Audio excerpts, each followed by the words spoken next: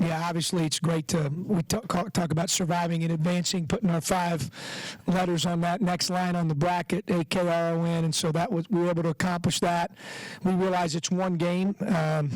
Got to get ready for whichever team wins this next game. We have great respect for them. We know they're a very good team, and so we got to make sure that we're ready to go. I thought the thing that stood out to me tonight was the fact that we got popped early. They hit us pretty hard early, and but when you have guys like we have up here that have been around for a while, there was no panic whatsoever. No one flinched. I thought our mental toughness was exceptional to take that body blow early in the game and to keep playing. Really spearheaded by the leadership of these 3 guys. The other thing is I would say our preparation the last 3 days has been exceptional, from their mindset to how we prepared physically, mentally, emotionally to play.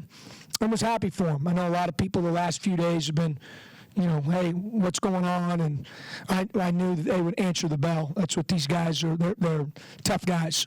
And so give credit to these guys. These guys lead us. We go as these guys go. And their leadership was invaluable over the last 3 days in our preparation and how we played tonight. John, you said you were happy with the preparation the last few days, and you knew they would answer the bell.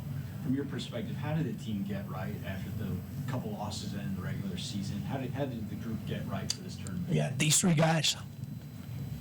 We go as they go. When they're excited to be at practice and they're excited to prepare and they're locked in and they're holding themselves accountable and others around them, then everybody else just kind of, it's that time of year. I mean, player-led teams are much more powerful than coach-led teams. I'll be honest. And so these guys, they care.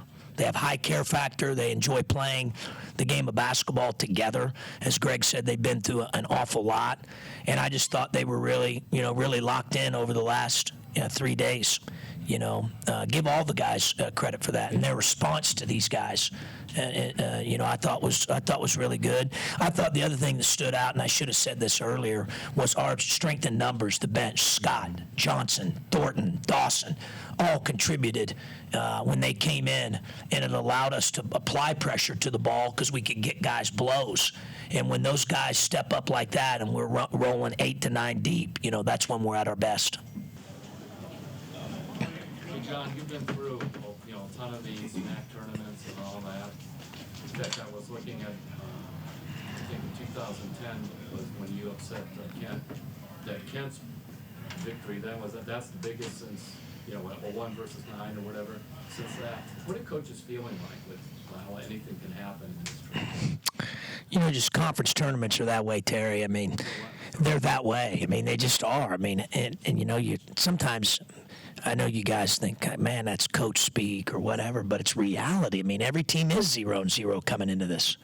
And it's not the NBA playoffs. It's not a best of 7, best of 5, even best of 3. It's not.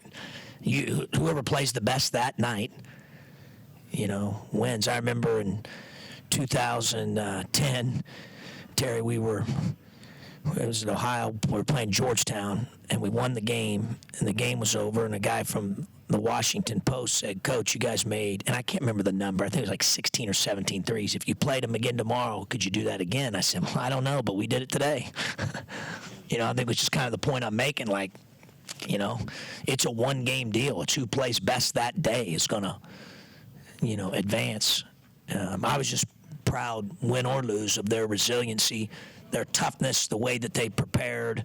And obviously, I think they had a little chip on their shoulder coming into the week and the preparation and all that. But, and we knew, obviously, Miami had beaten us the first time we played in Oxford. And as those guys said, Morambo's a tough cover. He's done a really good job with a lot of young guys. They're playing probably a little bit more freshmen than most. And so the future's bright for them. And, other than when we play them, I traditionally root for them. John, what's the key to sustaining this success? Because unlike the regular season, you have another game coming up tomorrow and possibly again on Saturday, depending on how... Well, the one tomorrow, right? That's what we're focused on, and that's what those guys were telling the younger guys in there. Saturday's irrelevant, at least right now. It's tomorrow's game. We got to get ready for tomorrow's game. We got recovery sessions starting tonight, massage therapy, cryotherapy. Strength coaches and trainers will be running all that. It's what we usually do. We'll start our mental prep with them. Either tonight we'll see kind of what I want to do with that, or we'll have a couple sessions tomorrow and get ready to go. I'm sorry, how are you feeling when you're down, I think it's by 5 minutes in the game? Or whatever? Just coach the possession that's in front of you. I think you learn that as you get older. The two things I think you try to challenge yourself with as a coach is, I call it myself, and I'll say it to myself sometimes, see all 10. Because what do people have a tendency to do that watch the game? They watch the ball. Right. You want to see the They want to see the ball. So you have to train yourself to do that. I think as I've gotten older, I don't know if I did that as well when I was younger, but I try to do that, and then try to hey, that play's over, and it's something that I need to, have a polite discussion with the official about. I try to get to the next play, as best as we can, and think about what needs to take place next. How can we help them next? I think, those things are important. That's really what I was trying to focus on, to be honest with you, even during that run. And give them credit. They got off to a fantastic start. I mean, it didn't seem like they missed there for a while. Yeah. John, I know it's not the first time it's happened. Mike did a story there earlier in the season, but for it to be the tournament, what layer did it add for you and your brother to coach against each other? Well, to be honest with you, I tried the best I could, and we approached it that way. I told him I didn't want any mention of that leading into it. I have great respect for him as a person, coach. I think what he's done there speaks for itself. I think they've made unbelievable progress. He's doing it with a lot of newcomers and a lot of young guys, and the future is very bright there for sure. And like I said, traditionally, I'm rooting for them, obviously, unless we're playing against them. But it was in the cards that we happened to draw each other, just the way it is, So you have to focus on what Terry just asked. Coach your team. It doesn't matter if Nate's down there or Travis is down there. You got to coach your team. It's tournament time, and it's probably hard to reflect on these types of things, but you just said that you leaned on these guys for a long time.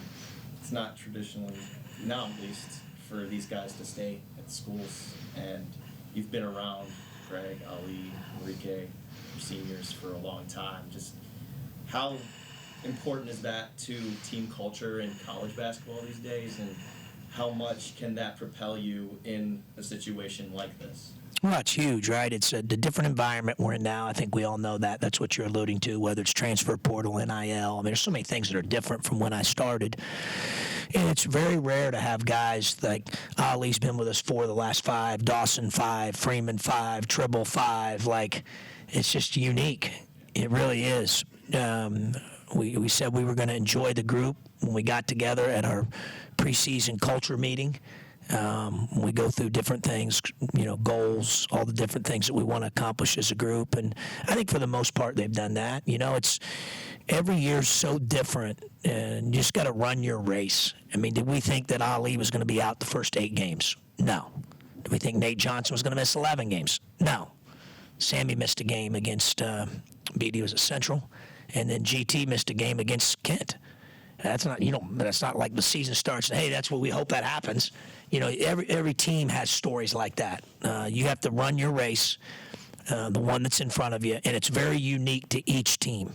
So there's going to be ups, there's downs, there's going to be curveballs and change-ups, and you just got to be able to deal with it. When you do have an experienced group, it certainly helps.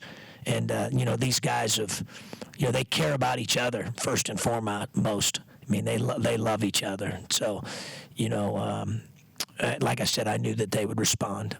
That's all the time we got. Sorry, we'll cut it off here, and he's Cam, open for comments. is it okay? Go ahead, Cameron. You just said the game 1 sets the stage for how the MAC tournament goes. How do you think that this game sets the stage for you guys moving with how you play? Well, I think I maybe shared with you earlier in the week. I think in some respects, the first one, when I look back over my career, is harder than the next game, second game, whatever that might be, right? I think it's challenging. But I think it, hopefully gives them a little momentum and a little confidence. But the reality of it is how we played today won't get us a thing tomorrow.